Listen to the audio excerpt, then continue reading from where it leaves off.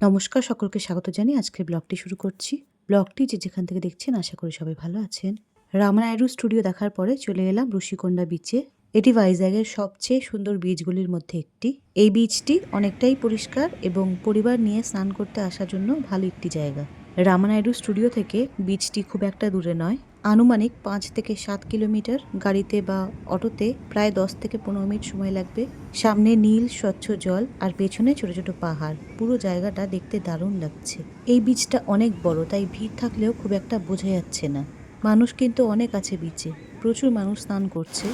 এখানে অনেক রকম ওয়াটার অ্যাক্টিভিটিও করা যায়, যেমন জেট স্কি, বোটিং, এরকম অনেক অ্যাক্টিভিটি আছে। সব থেকে বেশি ভালো লাগার বিষয় হলো এই জায়গার ন্যাচারাল বিউটি। এখানে আছে শান্ত হাওয়া, সাগরের আওয়াজ আর একটা শান্ত অনুভূতি।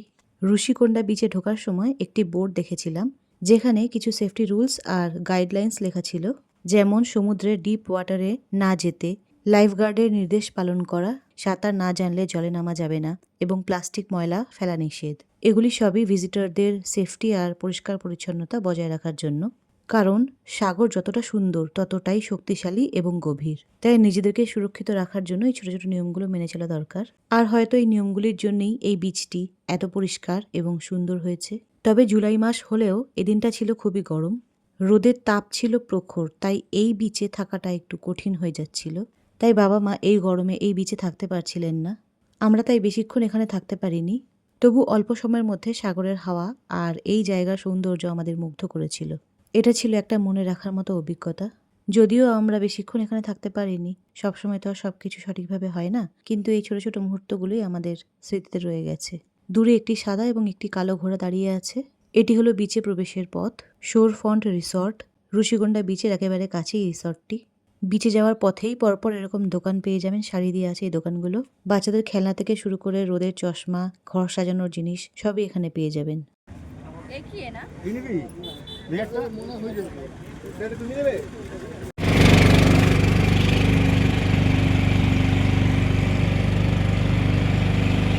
এটা চিফ মিনিস্টারের প্যালেস।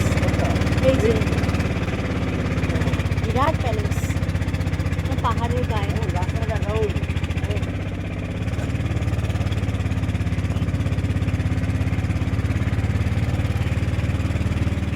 ঋষিকোন্ডা বিচ ঘুরে আমরা চলে এলাম ভেঙ্কটেশ্বরা স্বামী টেম্পল। এই মন্দিরটি সাগরের তীরে একটি পাহাড়ের উপরে অবস্থিত। মন্দিরের কাছে পৌঁছে মন্দিরে ওঠার সিঁড়ির নিচেই দেখি জুতো রাখার নির্দিষ্ট জায়গা আছে। জুতো রেখে এই সিঁড়িগুলো দিয়ে উপরে উঠলেই মন্দির দেখা যাবে। এই মন্দিরটি তৈরি করেন তিরুমালা তিরুপতি দেবাস্থানামস। এই মন্দিরটি অনেকটা তিরুপতি বালাজি মন্দিরের মতো দেখতে।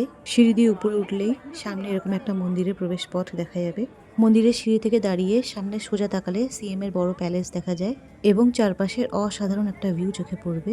এখানে লিফটের ব্যবস্থাও আছে। বাবা মা যেখান থেকে আসছেন সেই পথেই আছে লিফটের ব্যবস্থা। যারা মনে করবেন সিঁড়ি দিয়ে উঠতে পারছেন না, তাদের জন্য লিফটের ব্যবস্থা আছে। সিঁড়ি দিয়ে উঠে প্রথমে মন্দিরের গঠন চোখে পড়বে, তারপরে চারপাশের খোলা ভিউ চোখে পড়বে, যা দেখে মনটা একেবারে শান্ত হয়ে যায়। মন্দিরের গর্ভগৃহে যেখানে ঈশ্বরের মূর্তি আছে সেখানে ছবি তোলা নিষিদ্ধ। সামনেই মন্দিরের গর্ভগৃহ, যেখানে রয়েছে শ্রী ভেঙ্কটেশ্বরের অপরূপ দেব মূর্তি। মন্দিরের গর্ভগৃহ অন্ধকার, শুধুমাত্র যেখানে ঠাকুর আছেন সেখানেই আলো জ্বলছে। গর্ভগৃহটি খুবই ছোট, যেখানে ভগবান সোজা হয়ে দাঁড়িয়ে আছেন এবং খুবই স্থির আর গম্ভীর ভঙ্গিতে। কপালে লম্বা সাদা তিলক, যেমন তিরুপতি বালাজির কপালে থাকে। মাথায় উঁচু সোনালী মুকুট, রাজকীয় বেশ। একটি হাত আশীর্বাদের মতো করে রাখা, অপর হাতে আছে শঙ্খচক্র, যেন মনে হচ্ছে ভগবান বিষ্ণুরই আর একটি রূপ। মন্দিরের ভিতরে আছে 2 জন পুলিশ, একজন পুরোহিত, আর আছে একটি ভক্তিময় দেবমূর্তি তিরুপতি বালাজি। বিশ্বাস করা হয় এই মন্দিরটি বিশাখাপত্তনম শহরকে সমুদ্রের দিক থেকে আগত বিপদ থেকে রক্ষা করে এবং এখানে শান্ত পরিবেশের জন্য ভক্তরা আসেন। এখানে রাখা হয়েছে পানীয় জলের ব্যবস্থাও। এখন আমরা যাচ্ছি ভাইজ্যাগের হোটেল সুপ্রিমের ঠিক পাশের রাস্তাটা দিয়ে। এই রাস্তায় বেশ কিছু মেডিকেল শপ আছে এবং ছোট বড় হাসপাতাল এবং ক্লিনিক আছে। এইসব জায়গায় জরুরি চিকিৎসার জন্য 24 ঘন্টা পরিষেবা পাওয়া যায়। এই রাস্তাতেই আছে KGH, king George hospital. Auto চালক দাদার কাছেই জানতে পারি, যা ভাইজ্যাগের সবচেয়ে বড় এবং পুরনো সরকারি হাসপাতালগুলির মধ্যে একটি। হসপিটাল চত্বর থেকে যাওয়ার পথেই রামাস্বামী দাদার বাড়ি পড়ে। তার স্ত্রী এবং ছোট্ট ছেলে তার বাড়ির কাছে দাঁড়িয়েছিলেন খাবার নিয়ে। তার স্ত্রীর হাত থেকে দুপুরের খাবারটি নিয়ে তিনি যখন অটোতে স্টার্ট দেন, তার ছোট ছেলেটি বাইনে ধরে বাবার সঙ্গে ঘুরতে যাওয়ার জন্য। শেষমেশ আমরা তাকেও সঙ্গে নিয়ে নিই।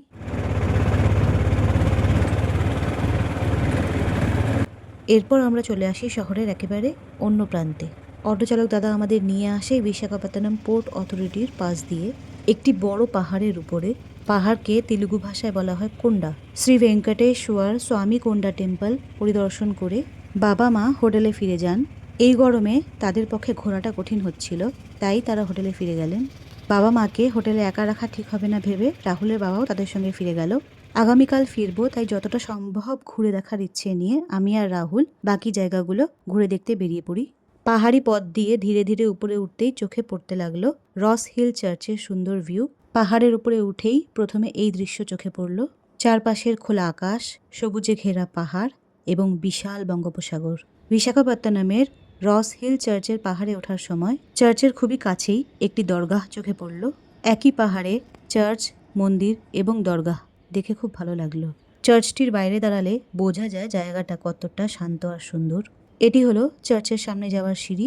সিঁড়িগুলো দিয়ে উঠে চার্চের সামনে এসে পৌঁছলাম। পুরো চার্চটি সাদা রঙের এবং চার্চের উপরে একটি ক্রস চিহ্ন আছে। চার্চের ভিতরে জ্বলছে হালকা আলো, আছে নীরবতা আর অদ্ভুত প্রশান্তি। লম্বা কাঠের বেঞ্চে কিছুক্ষণ চুপচাপ বসে থাকলাম। মনে হলো সব ক্লান্তি যেন মিলিয়ে যাচ্ছে। এখান থেকে একটু জল খাবো এখন। বাইরে দেখলাম জলের ব্যবস্থা রাখা, খুবই জল পিপাসা পেয়েছিল, তাই একটু জল খেয়ে নিলাম।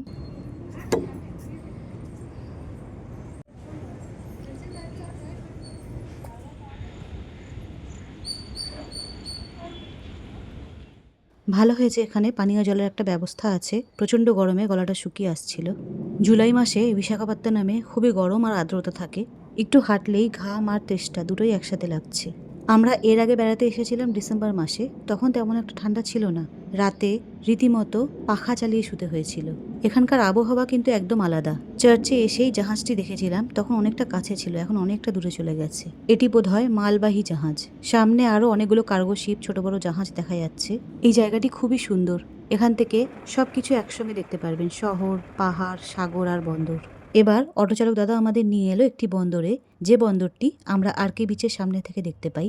দূর থেকে দেখলে বিশাল খোলা সাগরের মধ্যে বড় বড় জাহাজ দাঁড়িয়ে থাকতে দেখা যায়। Praneet Praneet Praneet madam 1 minute Pushpa dialogue Pushpa